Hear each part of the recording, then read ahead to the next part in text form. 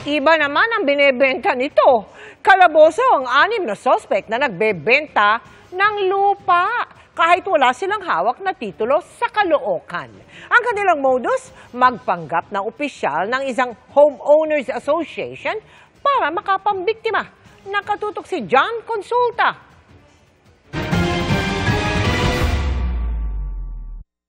Pagkaabot ng mark money, kumilos na agad ang mga tauhan ng NBI Organized and Transnational Crime Division.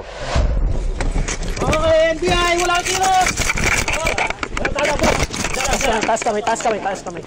Kasama sa operasyon ang mga opisyal ng Department of Human Settlements and Urban Development at Land Registration Authority sa operasyon sa Caloocan. Taas kami! Arestado ang 6 na suspect na nagbenta ng isang 30 square meters na lupa sa Caloocan kahit wala silang hawak na titulo.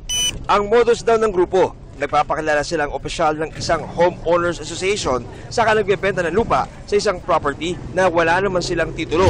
Ang benta nila ay yung 30 square meters ay 270,000 pesos. Yung property, naka-register pa rin doon sa original owner. At yung original owner, luhay pa naman. At sinasabi niya, wala naman siyang inauthorize na ganung tao.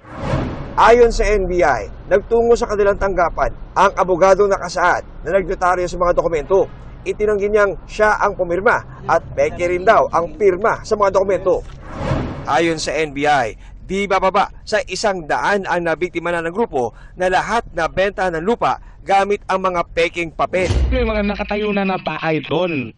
Ito nga ang problema doon sa iba kasi nga nabili nila ito dito sa grupo na to.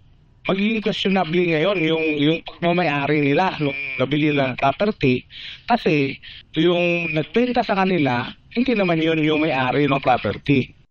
Nahanap sa kasong estafa at falsification of public documents ang 6 na inaresto na wala pa ring pahayag sa ngayon. Paalala ng NBI sa mga bibili ng lupa.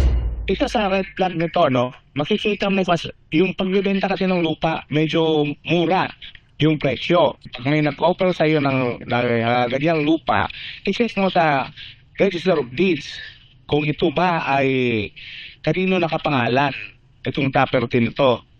Pag itong property nakita mo nakapangalan sa ibang tao at ibang tao ang nagbebenta sa iyo, red flag na yun.